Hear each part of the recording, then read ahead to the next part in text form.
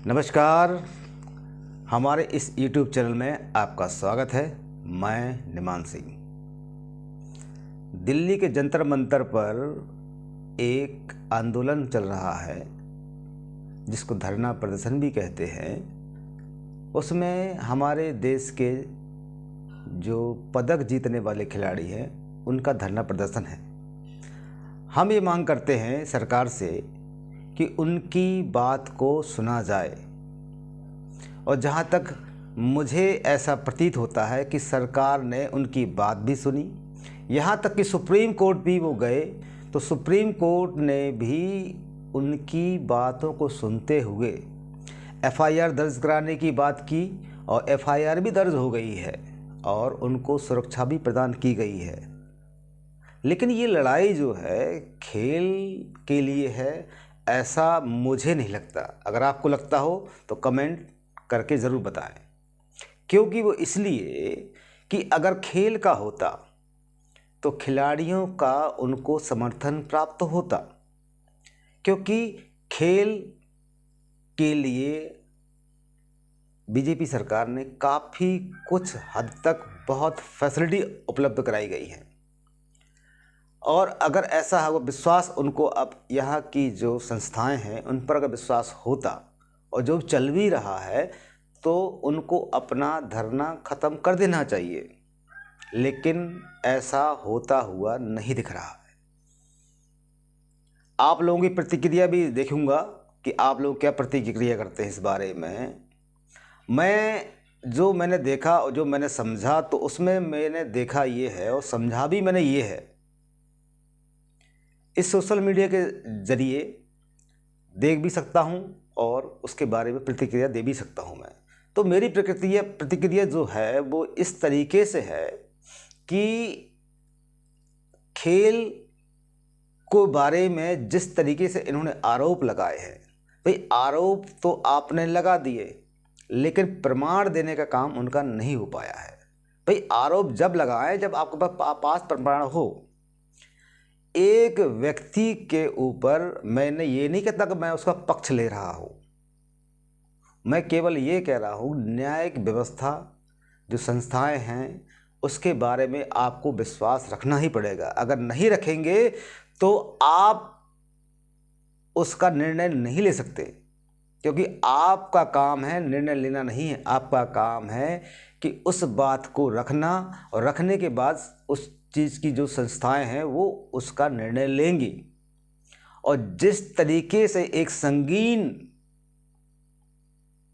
इल्ज़ाम लगाया गया है, आप शायद समझते नहीं हैं कि आपने जो इल्ज़ाम लगाया अगले की ज़िंदगी भर की जो उसकी इज्जत है उसका इज्जत ख़त्म हो सकती है, और ख़त्म कर ही दी गई है उसकी इज्जत को। तो और यहाँ तक अगर लगता कि मतलब ये इतना ही तक है तो समझ में आता, लेकिन एक पार्टी को टारगेट बनाने वाला काम किया है। तो मैं उन खिलाड़ियों से अपील करता हूं मैं कि आपने जो आंदोलन चालू किया है उस आंदोलन का परिणाम जो होगा वो आपने तो मेडल जीत के नौकरियां पाके आपने अपना जीवन तो साकार कर लिया है, लेकिन आने वाली पीढ़ी को अब ऐसा सुविधाएं मिलने का काम आप लोगों ने ख़त्म कर दिया है। एक ऐसा खिलाड़ी जिसने 2014 के बाद में उसको प्रोत्साहन मिला, और प्रोत्साहन मिलने के बाद में आज उस खिलाड़ी ने उसके मंच से मोदी तेरी कब्र खुदेगी के नारे लगते हैं। तो अब आगे की सरकार किसी भी खिलाड़ी को आगे बढ़ाने से पहले वो 10 बार सोचेगी। अब उसमें नियम अलग होंगे। जो मैंने पढ़ा है, जो देखा है मैंने, जो सोशल मीडिया पर भी है और न्यूज़ में भी है, कि जिस तरीके से इल्ज़ाम लगाए गए हैं, विनेश फोगाट जी ने, जो खिलाड़ी हैं, उन्होंने एक इल्ज़ाम लगाया कि तुर्की में 2015 में तुर्की में उनको गलत तरीके से टच किया गया है ब्रजभूषण शरण सिंह के द्वारा। कमेटी ने जब पता लगाया तो पता ये चला, हालांकि उनकी कमेटी की जानकारी सार्वजनिक नहीं हुई है, लेकिन अंग्रेजी अखबार ने इसके बारे में थोड़ा सा खुलासा किया है कि 2015 में ब्रजभूषण शरण सिंह तो तुर्की गए ही नहीं थे। फिर उन्होंने दूसरी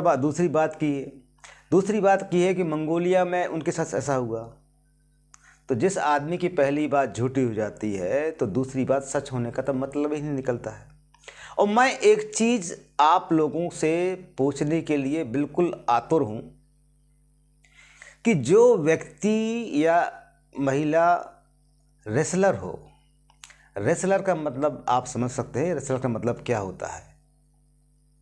अपन खुद के वजन से डबल वजन के आदमी को पछाड़ना, ताकत उसके पास बहुत होती है। तो जो फाइट करने में, लड़ने में इतना सक्षम है तो उसको कोई कैसे उसका हरेसमेंट कर सकता है? जब ओलंपिक में खेलते हैं तो दोनों लोगों को पहले हाथ मिलाया जाता है और हाथ मिलाने के बाद में फिर वो रेसलिंग चालू होती। कहाँ कैसा क्या, उसमें कोई नियम नहीं होता है।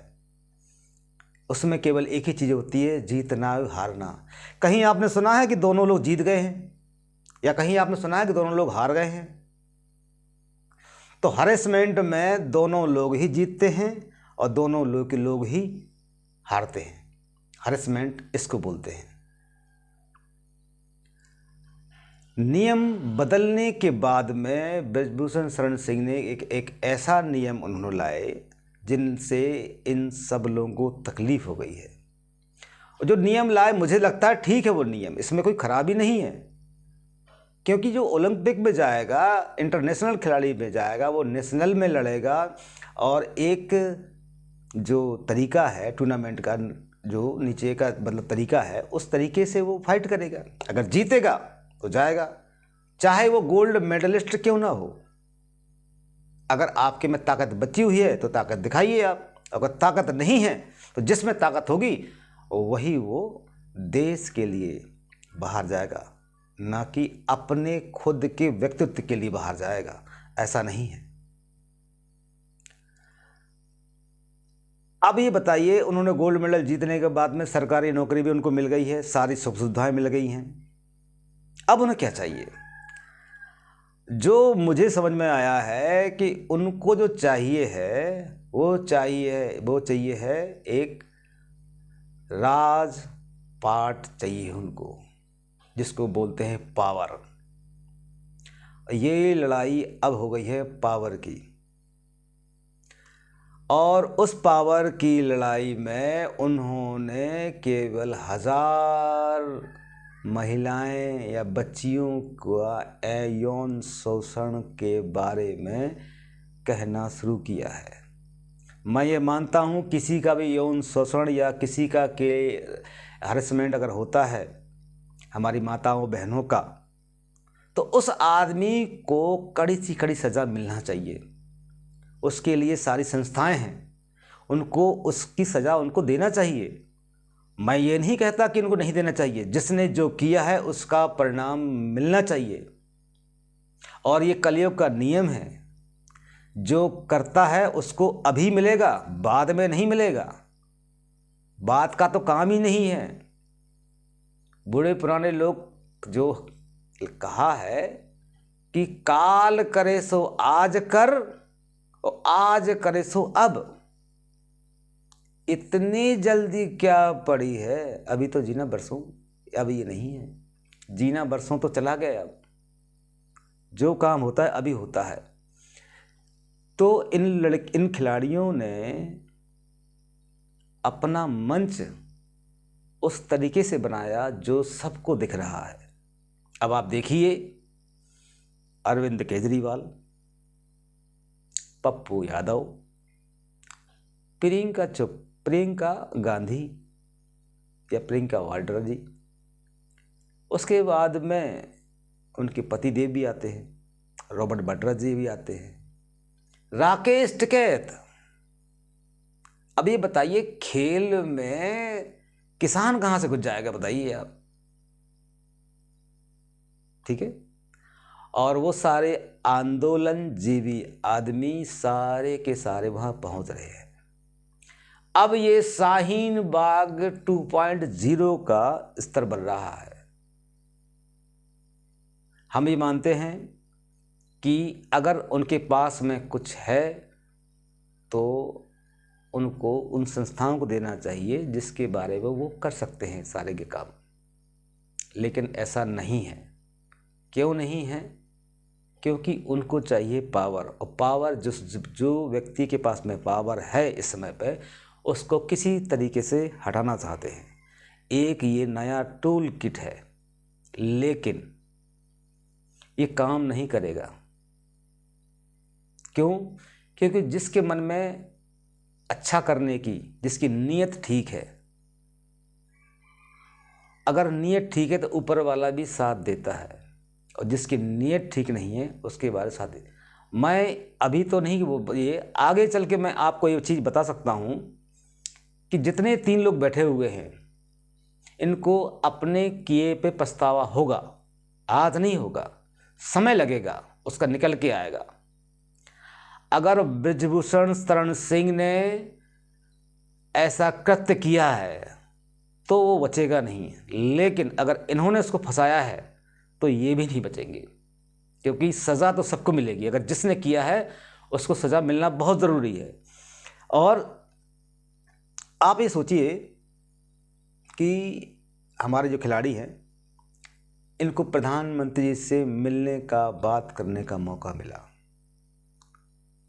बहुत से लोग ऐसे होते हैं जो अपनी ज़िंदगी में इतने बड़े ऊंचे ओहदे पर बैठे हुए व्यक्ति से नहीं मिल पाते हैं, लेकिन इन्होंने मिला, इन्होंने बात भी की, लेकिन वो बात नहीं की उन्होंने।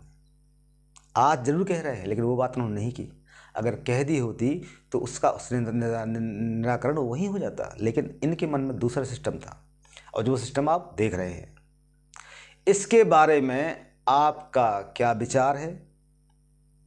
आप हमारे इस बात से संतुष्ट हैं या असंतुष्ट हैं? इस बारे में ज़रूर बोलिएगा, आप बताइएगा ज़रूर मुझे भी। मैं भी आपके विचार जानना चाहूँगा, क्योंकि हो सकता है मैं अगर गलत हूँ तो उस बारे में सुधारने का मुझे मौका मिलेगा। आज के लिए धन्यवाद। लाइक और सब्सक्राइब ज़रूर कर दीजिएगा, थोड़ी सी कृपा हो जाएगी आपकी। नमस्कार।